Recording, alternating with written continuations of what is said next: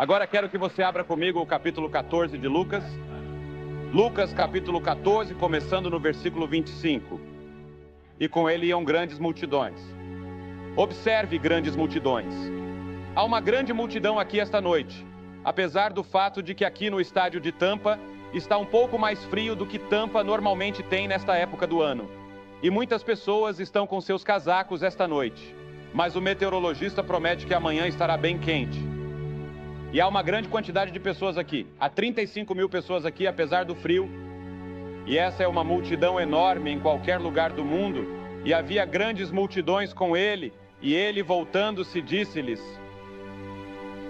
Você sabe, toda vez que uma grande multidão começava a seguir Jesus, ele a separava. Ele diria, você sabe, vou morrer em uma cruz. Se você não estiver disposto a ir comigo, não me siga. E isso separava as pessoas ali mesmo, porque elas não queriam ir para uma cruz. Pois a cruz era um local de execução romana, onde se executavam criminosos. E disse, se alguém vier a mim e não aborrecer a seu pai, e a sua mãe, e a sua mulher, e a seus filhos, e a seus irmãos, e as suas irmãs, e até a sua própria vida, não pode ser meu discípulo. Agora, é claro, esse é um idioma de preferência, em que Jesus está usando uma declaração exagerada para mostrar que Deus deve ser o primeiro e principal em nossas vidas em todos os momentos. Até mesmo acima de seu pai, sua mãe, seu irmão, sua irmã, ou até mesmo de sua vida. Cristo deve ser o primeiro.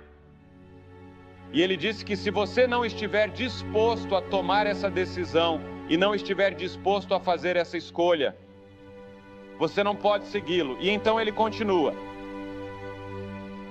E aquele que não carrega a sua cruz e vem após mim, não carrega a sua cruz e vem após mim, não pode ser meu discípulo. Pois qual de vocês, pretendendo construir uma torre, não se senta primeiro e faz as contas para ver se tem o suficiente para terminá-la? Para que não suceda que depois de haver posto os alicerces e não podendo acabá-los, todos os que o virem comecem a escarnecer dele, dizendo, este homem começou a edificar e não pôde acabá-los. Em outras palavras, Jesus está dizendo, se você vai me seguir, sente-se e calcule o custo. Porque as pessoas que seguiam Jesus eram jovens. Ele também era um homem jovem. Jesus morreu aos 33 anos e nessa ocasião, ele está a caminho de Jerusalém pela última vez. E se você pegar Lucas desde o capítulo 13, o versículo 31 até o capítulo 19 e o capítulo 27, isso tem a ver com essa jornada. Isso o leva por várias partes do que chamamos de Terra Santa, a caminho de Jerusalém e da cruz para morrer por nossos pecados. E você sabe, quando lidamos com os jovens de hoje, há 3 tipos de tensões que encontro entre eles. Primeiro, há a tensão entre os jovens e os mais velhos. Eles acham que estão impedindo que você tenha uma vida melhor. E o verdadeiro teste dessa geração ainda não chegou. O verdadeiro teste de nossa geração ainda está por vir, porque nosso mundo está enfrentando algumas nuvens de tempestade ameaçadoras, a corrida armamentista, a fome crescente no mundo e os gritos dos famintos em muitas partes do terceiro mundo, que não tem o suficiente para comer. E quer você goste ou não, teremos que ouvi-los. Porque eles estão ficando cada vez mais e mais altos, e não podemos continuar com ricos extremos e pobres extremos. E a nossa geração ainda não enfrentou, a nova geração ainda não enfrentou o fato de que você terá que carregar o fardo. Você terá que carregar o fardo dos erros da minha geração e da geração anterior. Porque veja bem, nós acumulamos uma dívida gigantesca para você pagar. Os juros dessa dívida neste momento são de 60 bilhões por ano, apenas os juros. E alguém tem que pagar, e vocês são os escolhidos para pagar. Não cumprimos nossas possibilidades. E a dívida está ficando cada vez maior e maior e maior e maior. E os 400 bilhões estão sendo gastos em armas no mundo. Alguém pode apertar o gatilho que pode destruir a geração de vocês. E essas são as coisas aterrorizantes que você enfrenta. E você ainda não enfrentou isso, e nós também não. E eu, por exemplo, estou envergonhado com o que a nossa geração entregou a vocês, com os problemas que entregamos e com os erros que cometemos.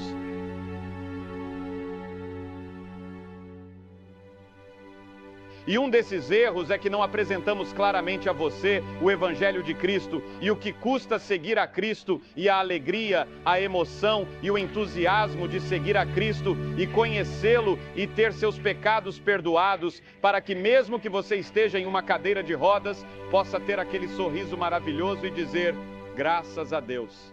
Que mensagem temos para dar a você? E a segunda tensão que encontro é criada pelos próprios jovens que não gostam de nenhuma parte do mundo, que herdarão e estão tentando abolir toda a sociedade. Como um deles disse, eles se sentem como se estivessem trancados na traseira de um veículo que foi construído de acordo com especificações corruptas. Não é seguro em qualquer velocidade e está sendo dirigido por um bêbado de meia-idade. Eles não querem dirigir, eles não querem nem mesmo ir para onde o carro está indo. Eles só querem sair do carro o mais rápido possível antes do acidente. E, se conseguirem, acamparão onde estiverem, na esperança de sobreviver se conseguirem ficar juntos. E a terceira tensão que encontro é uma tensão que vem dos jovens que usam uma palavra que usavam há uns 3 anos. Acho que os jovens não estão mais usando isso porque está um pouco desatualizado.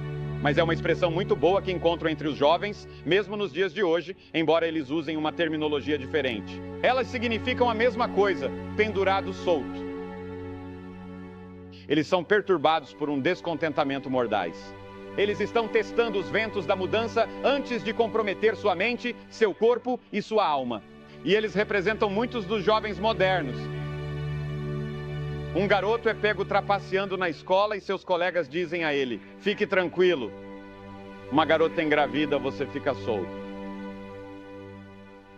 Os alunos pressionados pelos pais para tirar notas melhores ficam soltos. Não se preocupe com isso. Quando o problema fica difícil, relaxe.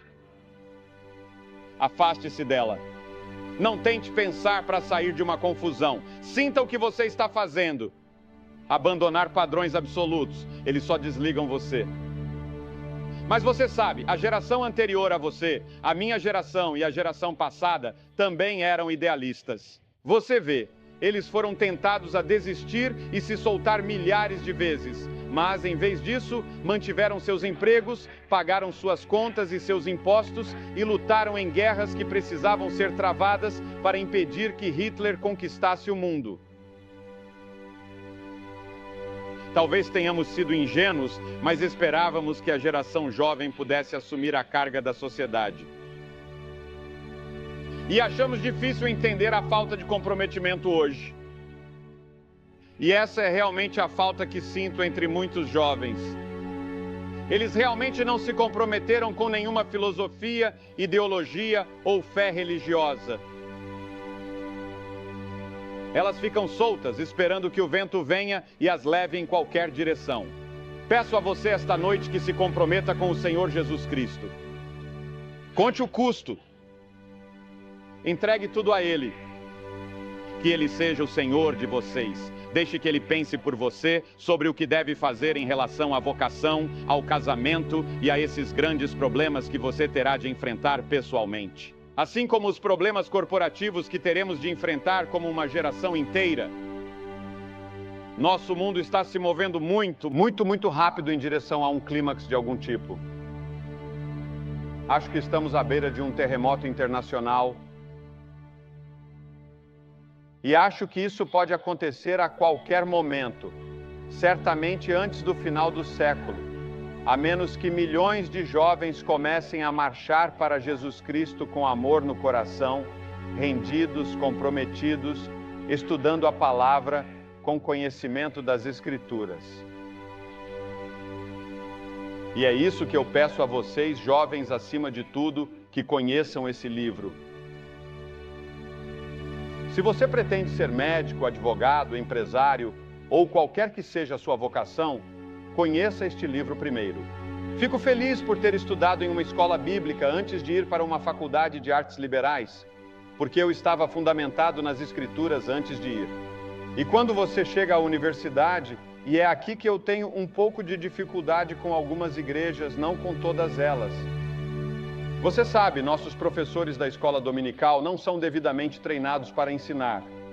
Eles mesmos não conhecem as Escrituras. Eles não sabem como comunicar as Escrituras que conhecem. E nossos jovens precisam de treinamento e a igreja pode fazer isso. E em muitos casos, na maioria dos casos, eles estão fazendo isso. E graças a Deus pelas escolas bíblicas e pelos departamentos bíblicos em muitas de nossas escolas cristãs que estão ensinando a palavra de Deus aos nossos jovens. Mas em algumas escolas, tenha muito cuidado quando você fizer um curso bíblico. Quero dizer isso a você agora. Outro dia, um jovem me procurou e disse que queria ir para uma determinada universidade e eu disse, vá. É uma ótima universidade, mas você não deve fazer nenhum curso bíblico. Porque nessa universidade, os professores dessa universidade querem destruir a fé que você tem. E isso está acontecendo com muita frequência em algumas de nossas universidades atualmente. Na verdade, um professor de quem ouvi falar, e na verdade sei o nome dele, entrou na sala de aula. Ele disse, eu devo ensinar a Bíblia a você? Ele disse, primeiramente, não acredito em uma palavra sequer. E ele afirmou, vou tentar mostrar por que a Bíblia não é verdadeira. Bem, você pode ver esses jovens que estavam sentados ali, impressionados com o conhecimento do professor, vindos de suas casas, onde foram ensinados a amar a palavra de Deus. Quantas tragédias acontecem dessa forma? E cabe à igreja ensiná-los. E para ter certeza de que nosso ensino é a verdade da palavra de Deus. Agora, você sabe, quando se trabalha com jovens, há 3 problemas que você enfrenta quando se trata, eu acho, da palavra de Deus. Primeiro, há um problema intelectual. Agora, isso não é um problema tão grande como era há alguns anos, porque você vê, a ciência hoje tende a confirmar a palavra de Deus. Quando eu estava na escola, a ciência parecia ser contra a palavra de Deus. Hoje, a grande maioria dos cientistas acredita em Deus. 35 anos atrás, a grande maioria não acreditava em Deus. Portanto, o problema intelectual não é tão grande. Mas o problema intelectual que enfrentei é um problema que muitos de vocês enfrentam. Tive que decidir quem era Jesus Cristo. Ele estava o Filho do Deus vivo, o caminho, a verdade e a vida, a personificação de toda a verdade científica, a verdade psicológica, a verdade moral, a verdade espiritual. Ele era a personificação de toda a verdade. Essa é a decisão que precisa tomar hoje à noite.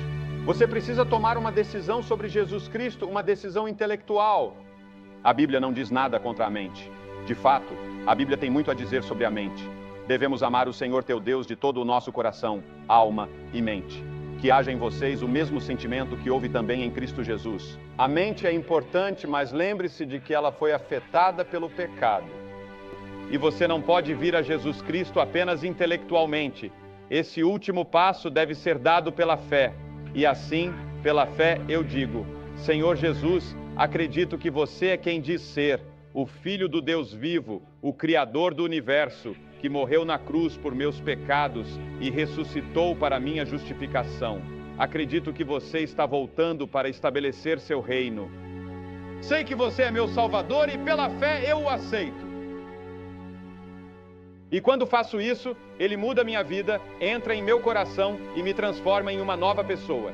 Ele fará isso contigo hoje à noite. O segundo problema que os jovens enfrentam ao vir a Cristo é um problema moral. Atender aos altos padrões de Cristo. Porque, como você vê, Cristo exigiu o primeiro lugar em tudo. E você precisa vir a Cristo sabendo que terá de pagar um preço. Não pode levar esses pecados sujos, terá que deixar de mentir. Você terá que parar de dormir com aquela garota que não é sua esposa. Você precisa parar de trapacear na escola. Você deve assumir responsabilidade e trabalhar. Você terá de estudar a palavra de Deus para se mostrar aprovado diante de Deus, um obreiro que não precisa ser envergonhado. Todas essas coisas são caras. Você está disposto a pagá-los?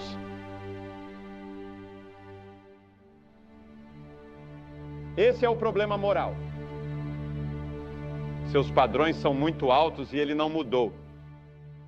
Para se adaptar à nossa geração e aos nossos padrões permissivos em constante mudança. Ele ainda é o mesmo ontem, hoje e para sempre. Deus nunca muda. Esses são padrões elevados e não acredito que você possa mantê-los sem Cristo. Sexo jogado em você de todos os ângulos.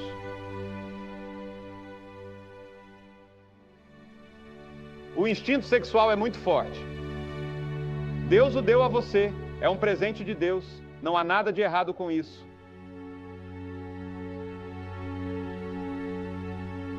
A pressão dos colegas.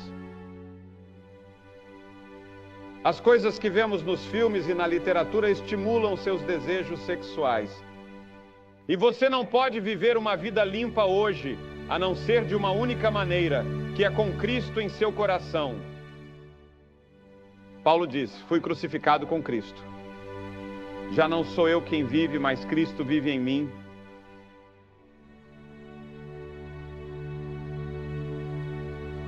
As Escrituras dizem que o pecado não terá mais domínio sobre você.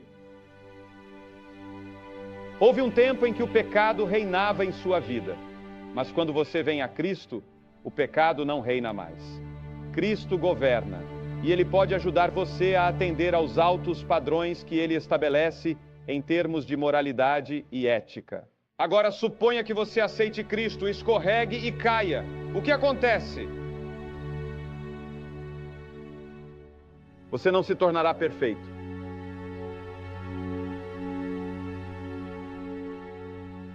Imediatamente, se você realmente conhece Cristo, você se levantará e se ajoelhará e dirá: ó Senhor, sinto muito, perdoe-me, eu me afasto desse pecado, não quero cometer isso novamente. E você o confessa, reconhece-o, e Ele é fiel e justo para perdoar seu pecado. Portanto, se você pecou, volte para Ele esta noite e diga: Senhor, eu pequei. Você não tem direito a receber o prêmio? Eu me rendo. E depois, é claro, há outro problema, que é o problema emocional. Porque, como você vê, somos feitos de mente, vontade e emoção. Ele quer ser o Senhor da sua carreira, do seu casamento. Você não deve se deixar levar pela emoção. Ninguém diz que você precisa chorar quando se aproxima de Cristo, ou que precisa rir quando se aproxima de Cristo, mas digo a você que não é possível olhar para essa cruz por muito tempo e perceber seu profundo significado sem se emocionar. Que Deus enviaria seu Filho, o Senhor Jesus Cristo, para morrer e derramar seu sangue por você, para que você pudesse ter o perdão dos pecados e a vida eterna, e saber que vai para o céu. Agora, Deus faz 3 reivindicações ou 3 apelos a você. Primeiro, Ele chamou você para a pessoa de Jesus Cristo. Venha, raciocinemos juntos, diz o Senhor. Mesmo que seus pecados sejam escarlates, serão brancos como neve. Eles podem se tornar brancos como a neve por causa da cruz. Ele chamou-te para Cristo hoje à noite. Não é um chamado da igreja. Não é uma chamada familiar. Não é uma chamada nacional. É um chamado a uma pessoa, da pessoa de Cristo. Quantas pessoas aqui esta noite estão na igreja, mas você realmente não conhece a pessoa de Cristo por si mesmo? E em segundo lugar, Deus chama você para a consagração. A palavra consagração significa separar. Agora nós fazemos a dedicação, mas somente Deus pode consagrar. Rogo-vos, pois, irmãos, pela compaixão de Deus, que apresenteis os vossos corpos em sacrifício vivo, santo e agradável a Deus. Pense em sua vida como uma casa. Você é o proprietário da casa. Você tem um anel de chaves. E quando você responde ao chamado de Cristo, você dá a Deus a chave da porta da frente de sua casa. Você entrega sua vida a Cristo como Salvador e Senhor. E quando você responde ao chamado de Deus para a consagração, você retira as outras chaves do anel, uma de cada vez, e as entrega a Deus. Para uma mãe ou um pai, isso significa que você vai ao berçário e entrega seu bebê somente a Cristo. Para um aluno, isso significa que você dá a Deus a chave de sua educação. Para um empresário, isso significa que você dá a Deus a chave do seu negócio, a chave da sua carteira. Você dá a Deus a chave do seu romance. Você dá a Deus a chave do seu futuro casamento. Ele se torna o Senhor. Portanto, assim como vocês receberam o Senhor, andem nele. Como você recebeu Cristo? Você o recebeu pela fé. Agora você deve andar de acordo com a fé. Dê a ele os anéis e as chaves desse chaveiro. E em terceiro lugar, Deus chamou você para o treinamento. Vou lhe dizer, gostaria que tivéssemos 1 milhão de jovens neste momento que dissessem: vou para onde o Senhor quer que eu vá e serei o que o Senhor quer que eu seja, Senhor. Como Deus poderia usar você em lugares da Índia que eu conheço, na África e na América Latina, e aqui mesmo nos Estados Unidos ou na Europa. Bem no seu próprio bairro, na costa oeste da Flórida, Deus pode usar você. Ele precisa de você. Minha própria denominação vai nomear 1000 novos missionários em um culto em Houston, Texas, em junho. E eles estão orando para que 1000 novas pessoas venham naquela mesma noite, novos jovens, e digam: Senhor, eu irei aonde você quiser que eu vá, serei o que você quiser que eu seja, eu serei um missionário. Ele precisa de enfermeiras, médicos, empresários e sim, políticos cristãos. Líderes cristãos que estão prontos para sair, pagar o preço e servir a Cristo. Estou chamando vocês esta noite para se juntarem ao seu exército. Marche com ele sob a bandeira da cruz, com o amor dele em seu coração. Mas primeiro você terá de tomar a primeira decisão e dar o primeiro passo e dizer: sim, pela fé eu o recebo, Senhor, em meu coração. Vou pedir a vocês que façam isso agora mesmo. Centenas de vocês, jovens e idosos, vou pedir que façam algo que já vimos milhares de pessoas fazerem. Vou pedir a vocês que se levantem de seus assentos agora mesmo, centenas de vocês, e venham e fiquem de pé neste campo e digam: ao vir, eu recebo Cristo, quero seguir a Cristo, quero entregar a Ele todas as chaves do meu anel, custe o que custar. Estou disposto a pagar o preço esta noite, seja ele qual for.